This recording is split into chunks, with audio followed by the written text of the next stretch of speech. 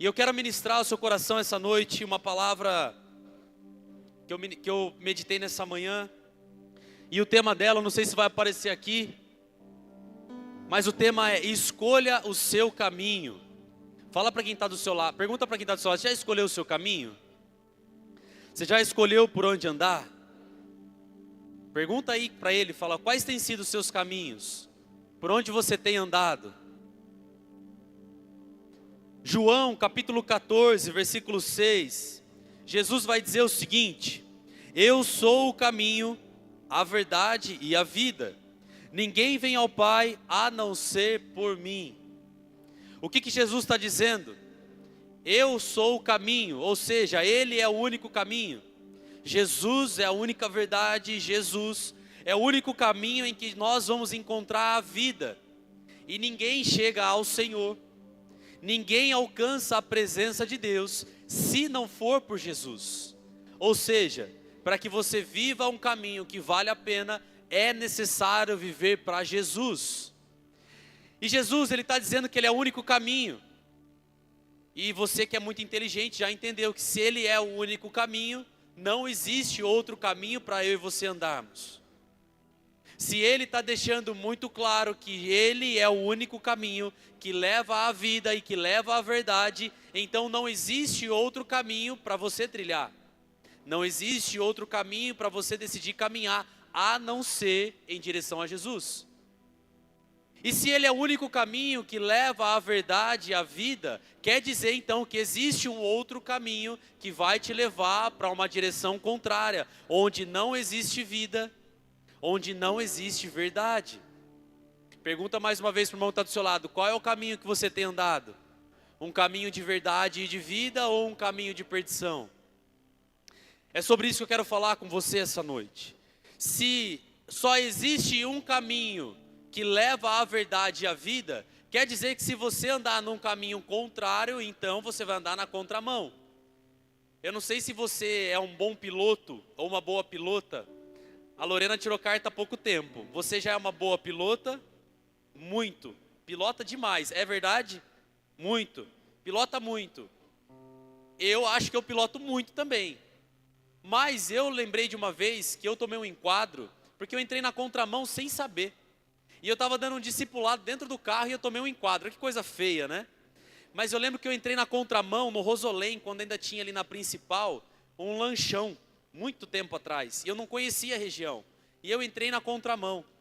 Só que estava vazia já a rua, então eu não corri o risco de causar um acidente. O Daniel estava comigo. Eu estava levando o Daniel embora e a gente estava conversando e nem percebi. Só percebi quando a polícia me interceptou. Mas eu estava andando na contramão. E a chance de eu causar um grande acidente era altíssima. Porque eu estava andando numa trajetória, num caminho que não foi feito para andar naquela direção. Eu quero te dizer que se você escolher um caminho que não é o caminho certo, que não conduz à verdade e à vida, inevitavelmente você ou vai tomar um enquadro ou você vai causar um acidente. Então fala para quem está do seu lado: escolha andar no caminho de Jesus. Escolha andar no caminho que leva à verdade e à vida, por favor. Quando Deus criou o mundo, Ele só criou um caminho, que é Jesus. O caminho da verdade, o caminho da vida, e que você só chega a Deus através de Jesus. E esse caminho, nesse caminho, a santidade, ela não é uma opção. Nesse caminho que leva até Jesus, a santidade não é uma opção, mas é o único caminho. Nesse caminho que leva até Jesus, honrar pai e mãe não é uma opção, mas é o único caminho. Nesse caminho que leva até Jesus, fidelidade não é uma opção, mas é o único caminho. Então eu quero te dizer que se você decidir hoje andar num caminho que vai te levar até o Pai, que é Jesus, a santidade para você não é uma opção, a fidelidade para você não é opção, honrar para você não é uma opção, mas é o único caminho. E nessa manhã eu estava meditando na história de Abraão. E Abraão, ele foi um cara extraordinário, o pai da fé. E ele vai ser usado para ministrar o meu e o seu coração 3 ensinamentos, 3 coisas que eu e você precisamos andar na contramão. Ou seja, Jesus é o único caminho, então eu sei que eu preciso percorrer esse caminho.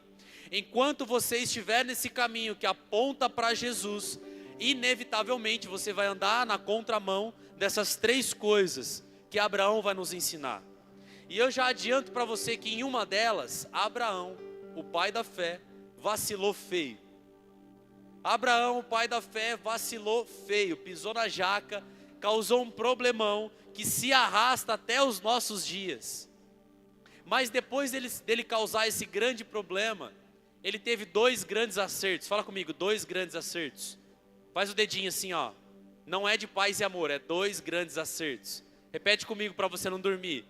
2 grandes acertos. Vamos lá, até você acordar.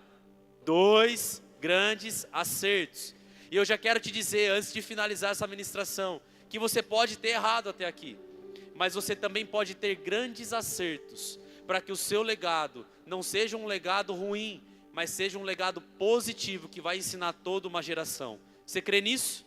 Amém? Então dê um aplauso aí para Jesus. Antes de entrar aqui na história de Abraão, eu quero te dizer que andar com Deus exige andar por um caminho que não combina com a perdição desse mundo. E Abraão, ele vai ensinar 3 coisas fantásticas para nós essa noite. Você precisa só decorar essas 3 coisas. Você não precisa lembrar de tudo que eu vou dizer, mas desses 3 ensinamentos você precisa sair daqui decorado, para você não falhar e para você acertar onde ele acertou também. E a primeira coisa que você precisa fazer para que você continue caminhando nesse caminho que te leva até Jesus é andar na contramão da mediocridade. Fala para o irmão que está do seu lado aí, ande na contramão da mediocridade. Andar na contramão da mediocridade, meu irmão, é parar de causar problemas e começar a resolvê-los. Quem aqui conhece alguém que é perito em causar problemas? Se você não levantou a mão, é provável que você se conheça muito bem e você fale, Rodrigo, eu sou o perito em causar muitos problemas. Eu quero te dizer que eu também, por vezes, causo alguns problemas. É inevitável. Deus não pede, não espera que nós sejamos perfeitos, não é, Wagner? Mas a gente não pode ter uma vida de erros. Viver na contramão da mediocridade é viver uma vida em que nós não cometemos erros por vontade própria, é por acidente. Mas nós começamos a consertar outros erros para que nós venhamos a viver acima da média. Abraão, o pai da fé, ele se antecipou em algo que ele deveria esperar. E quando você se antecipa em algo que Deus manda você esperar, ou você paralisa em algo que Deus te manda avançar, você inevitavelmente vai viver na mediocridade. E a mediocridade, meu irmão, não é algo tão ruim assim. A mediocridade é algo que está na média. A maioria das pessoas não tem uma vida tão ruim assim, tem uma vida mediana. Porque se conformaram, entraram em uma forma que o médio, aquilo que é mais ou menos, já está bom. E não ousam romper na presença de Jesus. E aí vivem na mediocridade. Quando você decide antecipar algo que Deus mandou você esperar, ou quando você avança, quando você antecipa algo que Deus mandou você esperar, ou quando você espera em algo que Deus te mandou avançar, você paralisa as promessas dele para você. E se você não vive de promessa em promessa, você vive de mediocridade em mediocridade. Abraão, ele antecipou algo que não era para aquele momento. A mediocridade é quando você escolhe viver o caminho mais fácil, que todo mundo acessa, que todo mundo vive. Faz uma análise aí, como você tem vivido. Você tem vivido uma vida extraordinária, uma vida abaixo da mediocridade, ou você tem vivido na média? Tá tudo bem. Assim o fulano faz, eu também faço. O fulano vive, eu também vivo. Abraão, ele tinha uma promessa. E a promessa de Abraão é que ele seria pai de multidões, ainda quando ele não tinha filho algum. Abraão, ele não tinha filho algum, a velhice já estava tomando conta dele, conta de Sarai, a sua esposa, e aí ele tentou antecipar a promessa. Eu quero te fazer uma pergunta: o que é que você está tentando? O que é que Deus mandou você esperar, que você está tentando antecipar? O que é que Deus mandou você avançar e que você está tentando paralisar, fugindo do destino que Ele programou para você? Você consegue se lembrar de alguma coisa? Você consegue se lembrar de algo que Deus pediu para você esperar e você está queimando, está pulando etapas, está queimando a largada, está avançando sem o aval dEle, sem a bênção dEle, sem a aprovação dEle? E o que é que Deus mandou você avançar, que você insiste em ficar estagnado no mesmo lugar, na média? Tem muitas coisas e muitas promessas que Deus quer cumprir, mas para que Ele faça o sobrenatural, a gente precisa correr no nosso natural. E tem muitas coisas que é bênção para você, e Deus está falando: eu vou te entregar, eu vou fazer, eu vou permitir você alcançar, mas não é para agora. E se você antecipar na força do seu braço, e Ele permitir, talvez o que seria bênção para você no futuro, vai ser um desastre no presente. Por isso, você e eu não podemos nos contentar com a mediocridade. Por isso, não podemos apressar quando Deus está mandando a gente esperar. E nós não podemos paralisar quando Ele está mandando a gente avançar. Abraão, ele tinha uma promessa, mas porque ele decidiu antecipar os planos do Senhor, ele criou um problema não só para o tempo que ele vivia, mas para toda a eternidade.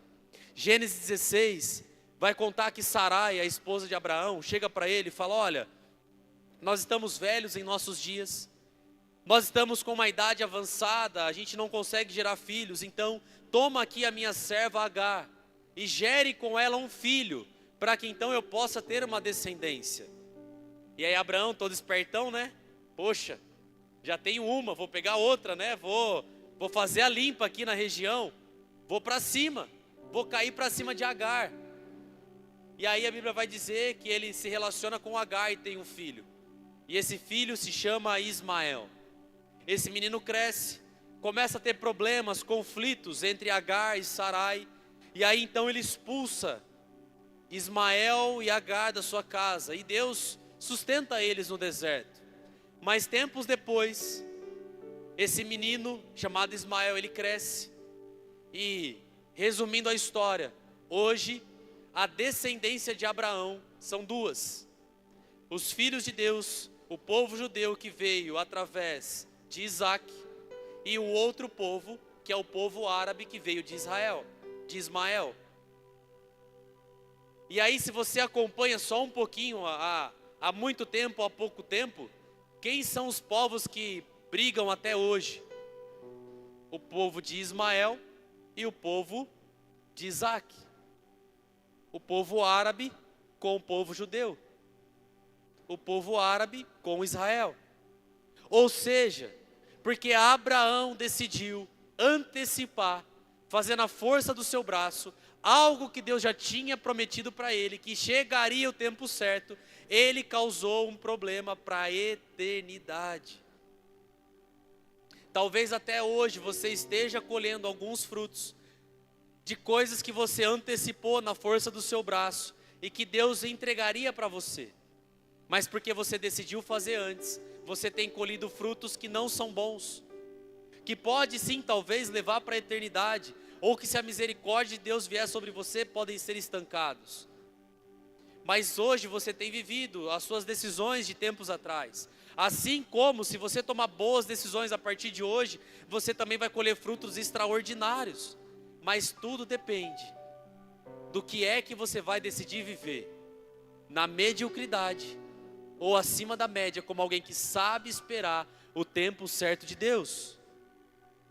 A mesma paternidade de Abraão, um é fruto da promessa e o outro é fruto da mediocridade.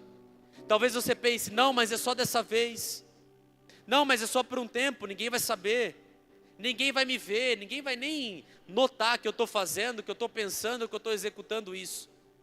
Talvez na cabeça de Abraão era só uma vez, talvez na cabeça de Abraão era só um filho, era só para sua esposa ficar tranquila. E aí ele gerou um problema irreparável.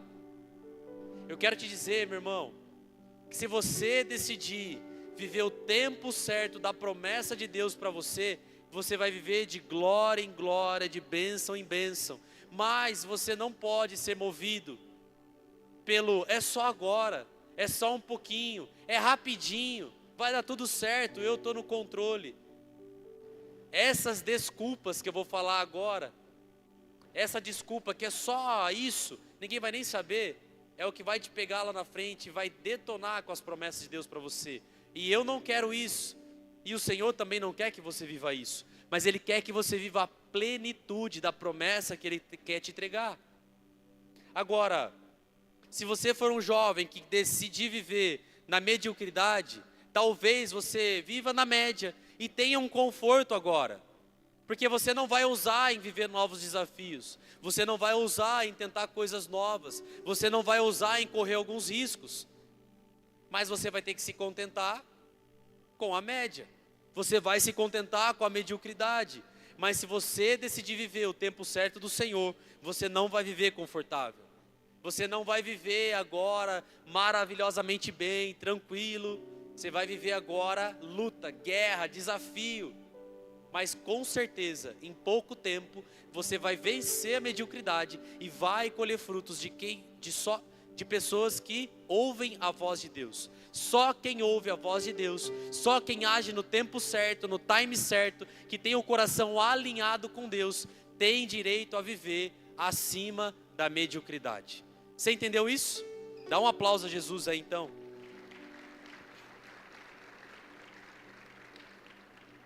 O mundo celebra o que é errado. Nossa, até engasguei. Ó Satanás tentando me frustrar. Mas o mundo celebra o que é errado. O mundo faz pompa para aquilo que dá ibope. Tudo aquilo que é errado aparece em todos os lugares. Mas o reino valoriza e honra quem persevera em silêncio. Ninguém precisa saber da sua luta. Ninguém precisa saber das suas guerras. O reino vai honrar aqueles que perseveram, que esperam no Senhor, para que recebam a totalidade da promessa. Você vai sair daqui essa noite vivendo acima da média. Você crê nisso? Bate no peito e fala assim: eu vou sair daqui acima da média. Fala com fé, fala: eu vou sair daqui acima da média. Eu creio nisso. A segunda coisa, esse foi o erro de Abraão. Ele viveu na mediocridade, porque tomou uma decisão ruim. A segunda coisa, que Abraão vai ser um exemplo para mim e para você, é que ele viveu na contramão das desculpas. Abraão não se contentou com a mediocridade, mas ele rompeu. E depois que ele errou, ele não viveu de desculpas. As desculpas, é uma frase do apóstolo René, que nós aprendemos no Congresso de Famílias agora, há algumas semanas, e eu achei fantástica. A desculpa, ela nada mais é do que uma mentira bem contada. Uma desculpa é uma mentira bem contada. Pensa na última desculpa que você deu. Você consegue se lembrar de uma desculpa que você deu? Pensa se não foi uma mentira bem contada. E hoje eu dei uma desculpa. Quem me conhece sabe que eu gosto de carro. E carro para mim, independente do carro que é, tem que andar bem limpinho o carro. Tem que andar limpo por dentro, limpo por fora. Pode ser qualquer carro. Porque para mim o carro é quase que uma segunda roupa. Se eu chego sujo, com o meu carro sujo, parece que eu tô com a roupa amassada. É tipo assim, entendeu? Então eu sempre tenho que lavar meu carro, ou pedir para alguém lavar meu carro, porque eu não gosto de andar com o carro sujo. Mas hoje meu carro está sujo. E eu tive uma boa desculpa. Hoje eu realmente não tive tempo de lavar o carro. Mas, será que eu não tive tempo? Se eu acordasse 1 hora mais cedo, eu teria tempo para lavar o carro. Se eu me organizasse melhor, talvez eu tivesse um tempo para lavar o carro. Mas eu vim com o carro sujo, e eu não gosto. Eu fico doido quando andar com o carro sujo. É igual andar com a roupa amassada, suja, eu não gosto. Mas eu dar uma desculpa para uma coisa irrelevante, não tem problema. Mas eu dar desculpa, ou uma mentira bem elaborada, para algo que pode mudar o jogo na minha vida, isso vai me fazer viver na mediocridade. Hoje eu tive meu tempo bem apertado. E sabe o que eu poderia fazer? Eu poderia pegar uma palavra na internet, eu poderia jogar no chat GPT transcrever a ministração e eu pregar uma palavra que não fui eu que tive uma revelação de Deus. Em 5 minutos eu faria uma palavra. Eu poderia dar uma boa desculpa. Mas mesmo com muitas coisas para fazer, e eu consegui fazer tudo, só não lavei o carro, mas consegui fazer tudo o que era importante de fazer, pela manhã eu sentei, preparei meu café, liguei meu iPad, peguei algumas anotações que eu já tinha feito, ouvi a voz de Deus e preparei uma ministração para hoje à noite. Eu poderia ter usado uma desculpa, ou ter ligado para o pastor Lucão e falar: pastor, o senhor não pode colocar alguém para ministrar à noite? Eu estou muito corrido hoje. Mas eu não dei espaço para desculpa, eu não dei espaço para uma mentira bem elaborada, e por isso que eu estou aqui essa noite pregando para você. Gênesis 12, Deus vai dizer a Abraão: sai do meio da tua parentela e vai para uma terra que eu te mostrarei. Pensa na loucura, irmão. Abraão, ele já vinha de uma descendência rica. A família de Abraão já tinha muitas posses. Naquele tempo as terras eram muitas posses, eles tinham muito. Abraão já tinha uma estrutura familiar muito bem consolidada. Abraão cria em Deus. Abraão tinha fé em Deus, era o pai da fé. Pensa aí, meu irmão, você é muito rico. Pensa aí, começa a mentalizar, você é muito rica, muito rico. Com uma família muito bem consolidada, uma família muito bem estruturada. Com uma promessa de Deus que você seria pai e mãe de multidões. Você crê em Deus, está nos cultos, está na célula, é um líder de célula. Maravilhoso, não é? Aí sabe o que Deus pede para Abraão? Larga tudo isso aí, tudo que você tem. Larga a sua família, sua parentela, larga os seus bens, larga o seu conforto, larga a sua tenda e vai para a terra, não é a terra, vai para a cidade tal, vai para os Estados Unidos fazer missões. Não, é sai da tua parentela e vai para uma terra que eu vou te mostrar. Você entendeu porque ele é até hoje chamado de o pai da fé, é considerado o pai da fé? Porque quando ninguém ouvia, quando todos davam desculpas, Abraão prestava o seu ouvido para obedecer a voz de Deus, e não para dar uma mentira muito bem elaborada. Abraão, ele abandonou todo o conforto da sua vida para viver algo extraordinário de Deus. Essa vida plena e abundante que Abraão vivia, e que depois de um tempo ele também viveu, e é considerado até hoje um legado como pai da fé, ela existe, mas somente para aqueles que decidem ouvir a voz de Deus e obedecer sem titubear. A palavra não vai dizer que Abraão ficou pensando: poxa Deus, será que eu não posso pregar só aqui na região?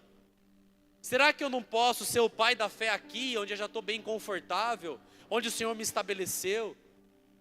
Sai da tua tenda, sai do meio da tua parentela e vai para um lugar que eu vou te mostrar. A maioria aqui, há tempos atrás, quando a Vida Nova em Hortolândia não existia, muitas coisas contribuíram para que você saísse da sua tenda, saísse do seu conforto e viesse, chegasse até esse lugar, para que Deus também abençoasse você com uma família, abençoasse você com prosperidade, aumentasse o seu coração e esperança cheio de fé. Deus te trouxe de um lugar para um outro lugar, para que o seu coração fosse cheio de fé. Mas para que você vivesse isso, para que você tivesse aqui essa noite, você venceu algumas desculpas. Você venceu algumas mentiras que o seu coração tentou contar para você, de que você não precisava estar na rede hoje. Você não precisava vir aqui ouvir uma palavra de Deus. Você não precisava sair nesse calorzão da sua casa, ao invés de tomar um açaí e vir para a igreja, você venceu. E você não deu desculpas. Para que você também receba as bênçãos do Senhor, você precisa parar de dar desculpas. Quais desculpas você tem dado para justificar a fase que você está vivendo? Ah, Rodrigo, eu não tenho prosperado porque o meu chefe não me dá uma oportunidade. Ah, Rodrigo, eu não abri a minha célula porque eu não tenho tempo, sabe? Eu ainda não me sinto capaz. Ah, eu não fui para o encontro com Deus porque meu líder, porque o sol, porque a rotação da terra, porque os OVNIs, e aí você arruma um monte de desculpa e já se perde nas desculpas. Quais desculpas você tem contado para você mesmo para justificar a vida que você está levando? Ah, meu irmão, a minha vida seria muito melhor se eu desse menos desculpas. A minha vida, não estou nem falando de você, estou falando da minha vida. se eu der menos desculpas, se eu me prontificar mais a ouvir a voz de Deus e a obedecer como Abraão fez, meu irmão, aí eu vou viver de fé em fé e de glória em glória. Mas se eu e você não rompermos e não pararmos de dar desculpas sobre o nosso destino, nós vamos viver na mediocridade. E a mediocridade não é o lugar que Deus tem para você. Fala para quem está do seu lado, a mediocridade não é o lugar que Deus tem para você. Você pode dar desculpa em coisas simples, como eu falei, mas nunca, fala comigo, nunca. Nunca. Vai que você está acordando, fala nunca. Com força, nunca. Metade, você já dormiu de novo? Agora você vai falar comigo. Fala nunca. Aí, agora acordou um pouquinho. Metade está acordado. Você pode dar desculpa em coisas simples, como lavar o carro. Mas você nunca pode dar desculpas para as responsabilidades que você assumiu diante do Senhor. Você nunca pode dar uma desculpa para a aliança que você fez com o Senhor. Você nunca pode dar desculpa para não se relacionar, ouvir a voz do Senhor e obedecer sem titubear. Para isso não tem desculpas. E a terceira e última coisa, Abraão andou na contramão da religiosidade. A primeira coisa, ele errou na mediocridade, mas ele acertou em não dar desculpas, em obedecer fielmente. E por isso, ele andou na contramão da religiosidade. Sabe quem é o religioso, irmão? Aqui não tem ninguém, aqui não tem nenhum religioso, lá fora tem. Quem não veio na rede? Os religiosos, brincadeira. Mas aqui não tem nenhum religioso, mas sabe o que é um religioso? O religioso é aquele que faz as coisas para as pessoas verem. Não como uma boa intenção de ser um exemplo, mas faz só para aparecer. O religioso é aquele que se importa mais com o que as pessoas acham do que Deus tem de opinião a respeito dele. Agora, existe uma grande diferença entre o religioso e aquele que é íntimo de verdade do Senhor. Aquele que é íntimo de verdade, ele só faz as coisas no secreto, para que ele seja bem falado nos céus. Então, aquele que é religioso, ele faz para viver de aparência. Aquele que é íntimo do Senhor, que não é religioso, ele faz o seu secreto para receber as recompensas daquele que o vê em secreto. Abraão é um exemplo para mim e para você de que ele não era um religioso, mas ele era alguém que tinha intimidade com o Senhor. É o exemplo de alguém que se desgastava em ouvir a voz do Senhor, em se relacionar com a presença de Deus. Quanto tempo você tem se dedicado da sua semana para se relacionar com Deus? Deus vê a intimidade do seu coração e não o que aparece na plateia. Gênesis 22, depois que Abraão gerou o filho da promessa, vai contar a história em que Deus pede para Abraão para que ele sacrifique Isaque em amor ao Senhor. E aí, talvez seja uma grande loucura para os tempos de hoje, você sacrificar o seu filho para adorar o Senhor. Mas naquela época, existiam rituais que eram cultura do povo cananeu e de outros povos, em rituais públicos, eles sacrificarem crianças em adoração a Moloque e a Baal. Pensa que loucura, irmão. Pensa que loucura. Eles faziam rituais, festas, para que as pessoas trouxessem crianças para serem sacrificadas em devoção a Baal, em devoção a Moloque, que eram os demônios que existem até hoje. Era uma adoração àqueles demônios. E aí Deus, conhecendo o coração de Abraão, vai testar a inclinação do coração dele em relação à promessa que ele tinha entregado para Abraão. Isaque, sendo filho da promessa, algo poderoso e o mais precioso que Deus tinha dado para ele, agora Deus pede de volta. Muitas coisas que Deus vai te entregar, Ele vai te pedir para testar o seu coração, para saber se a bênção que Ele entregou para você tem o seu coração, ou se Ele tem o seu coração. E aí a Bíblia vai dizer que Deus chega para Abraão e fala: Abraão, eu quero Isaque, sacrifica o teu filho para mim. E a Bíblia também não vai dizer que Abraão deu desculpas, como eu falei lá atrás. Abraão não titubeou. Mas vai dizer que depois de ter ouvido essa direção da parte de Deus, esse pedido que eu acho que cortou o coração de Deus, eu não vou nem dar o meu exemplo para não me comprometer, mas eu já fico lembrando da Sarinha. Como que Deus pode pedir isso para Abraão? Que loucura. Mas naquele tempo, naquela cultura, onde as pessoas sacrificavam crianças a demônios, Deus chega para Abraão e fala: você me ama mesmo? Então me dá a tua promessa. A bênção que eu te entreguei, devolve para mim. De verdade, irmão, a gente tem dificuldade de dar 10% do nosso dinheiro, do nosso dízimo, de devolver um dízimo para Deus, quanto mais de sacrificar nosso filho, o filho da promessa. Imagina a dor de Abraão. Mas sabe o que Abraão faz? A Bíblia vai dizer que pouco tempo depois, ele pega a lenha, ele pega Isaac e sai em direção ao monte. A Bíblia não vai dizer que Abraão chora para Deus e fala: Deus, não faz isso comigo, Deus é meu filho. Mas Abraão confiou que o plano de Deus era melhor do que a contrição do seu coração. Abraão confiou que aquilo que Deus estava pedindo para ele não era para que o futuro de Abraão fosse frustrado, porque Abraão lembrava da promessa que Deus havia feito antes: eu o tornarei pai de multidões. O que é que você está com dificuldade de entregar para Deus, se Deus já te deu uma promessa muito clara? Aí sabe o que Abraão vai fazer? Abraão não era religioso. Abraão não vai fazer uma pompa, não vai fazer um ritual, não vai convidar os seus vizinhos: olha, Deus também me pediu meu filho, eu vou lá sacrificar porque eu sou um homem cheio de fé. Não. Abraão não pegou o microfone, Abraão não fez palanque, porque Abraão tinha intimidade no secreto. Abraão não era religioso. Ele não precisava mostrar para todo mundo: olha como eu sou crente, olha como eu confio em Deus, olha a oferta que eu vou dar. Não. Abraão confiava no Senhor e agia no secreto. E quem tem intimidade no secreto alcança as promessas de Deus. Abraão não faz nenhum pronunciamento, ele simplesmente obedece. Fala para quem está do seu lado, fala com um olhar de profeta. Fala: quando Deus te pedir algo, entrega sem titubear, entrega sem resmungar.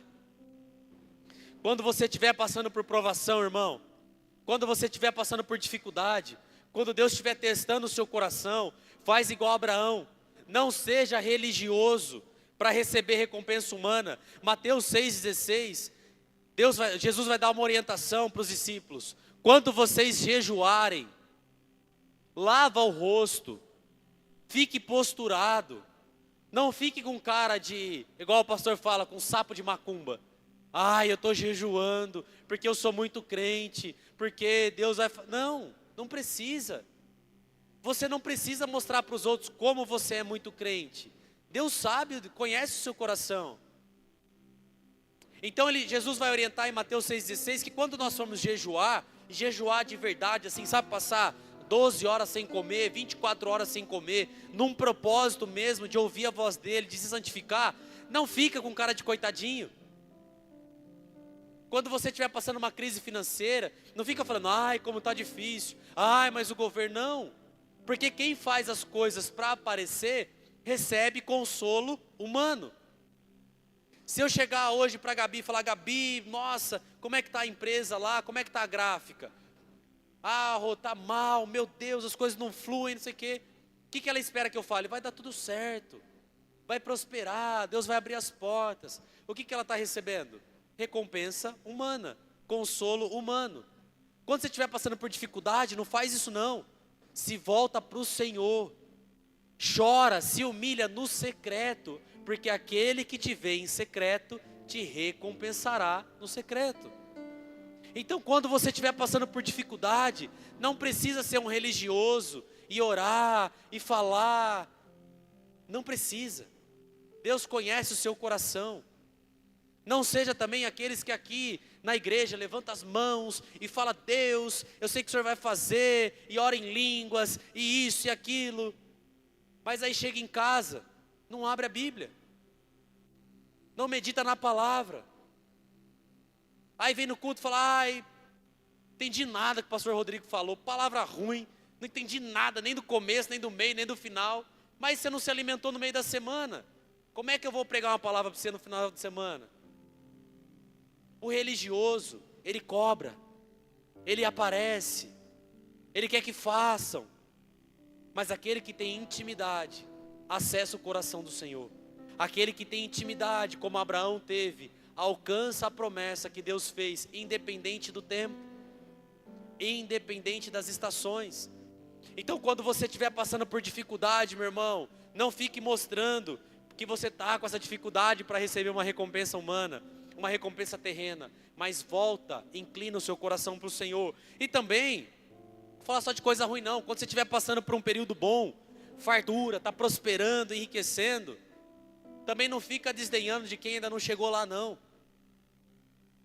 Paulo vai orientar lá em 1 Timóteo, ele vai falar para Timóteo o seguinte, ei, instrua os ricos dessa era, que eles não sejam orgulhosos, que eles não sejam arrogantes, mas que eles ajudem o próximo, para que eles compartilhem, para que eles não depositem toda a sua fé, a sua confiança e a sua esperança no dinheiro.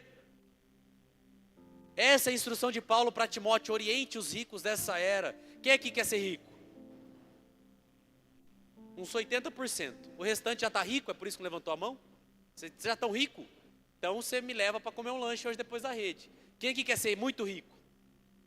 Amém. Tem uns que já são então, que não levantou a mão. Eu quero ser muito rico. Eu quero ser rico. E quando a gente chegar lá, quando a gente for muito rico, Cleitinho, tiver muito dinheiro, a gente vai ter que viver o que o apóstolo Paulo instruiu a Timóteo. Oriente os ricos dessa era que não sejam gananciosos, que não sejam orgulhosos. Ele vai falar especificamente no versículo, que não sejam arrogantes. Sabe o que é um arrogante? É aquele que se acha melhor do que os outros, que acha que todo mundo está na mediocridade e ele está lá em cima. Fala para quem está do seu lado, o mundo dá voltas, hein? Eu posso ser seu chefe um dia, você me respeita. Mas independentemente da fase que você esteja vivendo, meu irmão, não seja religioso.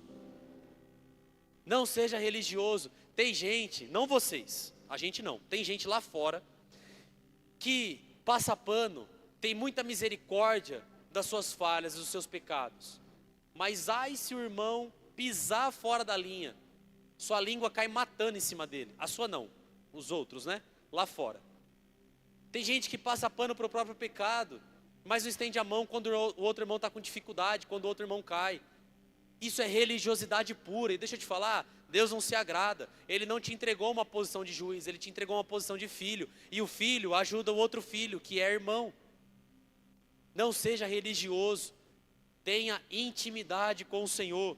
Tem pessoas que dentro da igreja é exemplar, mas no trabalho faz um péssimo serviço. E aí dá mau testemunho. Trata bem os amigos de fora, mas é um cavalo dentro de casa. Sabe aquele que é o popularzão, gente boa.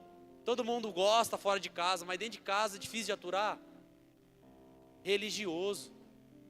Você não é religioso, eu tenho certeza que você não é. Tenho certeza. Está na sua cara que você é íntimo de Deus. Isaías 29:13 diz o seguinte: esse povo se aproxima de mim com a boca, me honra com os lábios, mas o seu coração está longe de mim. A adoração que me prestam só é feita de regras ensinadas por homens. Ah, Senhor, que o Senhor me livre de que a minha adoração e a minha devoção ao Senhor seja apenas regras, seja apenas rituais ensinados por homens. Que a nossa devoção, que a nossa adoração não seja porque a gente aprendeu a levantar a mão, que não seja emocional porque o louvor que é mais calmo agitou o nosso coração e a gente teve vontade de chorar, mas que seja uma devoção sincera. E Tiago 1:22 vai dar uma instrução para mim e para você: sejam praticantes da palavra e não somente ouvintes, para evitarem ser enganados por vocês mesmos. Presta atenção que loucura esse versículo, irmão. Pode ficar de pé no seu lugar, já fica de pé aí. Presta atenção no que Tiago 1:22 vai orientar. Sejam praticantes da palavra e não somente ouvintes, para que não sejam enganados por quem? Por quem que o versículo fala para a gente não ser enganado? Por Satanás? É isso que o versículo fala? Para você não ser enganado pelos seus amigos? É isso que o versículo fala? Para você não ser enganado pelas propagandas enganosas? É isso? Não. 1 Tiago 1,22 vai dizer: sejam praticantes da palavra, e não somente ouvintes, para que não sejam enganados por vocês mesmos.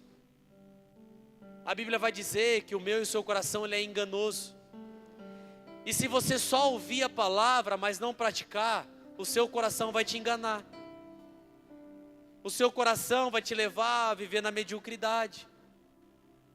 Se eu não praticar a palavra, o meu coração vai me levar a viver de desculpas, ao invés de me levar a viver por promessas.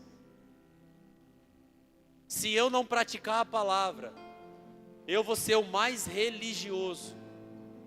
Eu posso aprender a pregar, eu posso aprender a adorar, eu posso aprender a instruir, mas se eu não for praticante da palavra, eu vou ser enganado por mim mesmo, e o Senhor não vai me reconhecer nos céus. As pessoas vão poder olhar para mim e falar: poxa, legal, ok, gente boa, mas lá no céu, Jesus vai olhar e falar: não foi isso que eu instruí, não foi isso que eu pedi, não foi isso que eu orientei.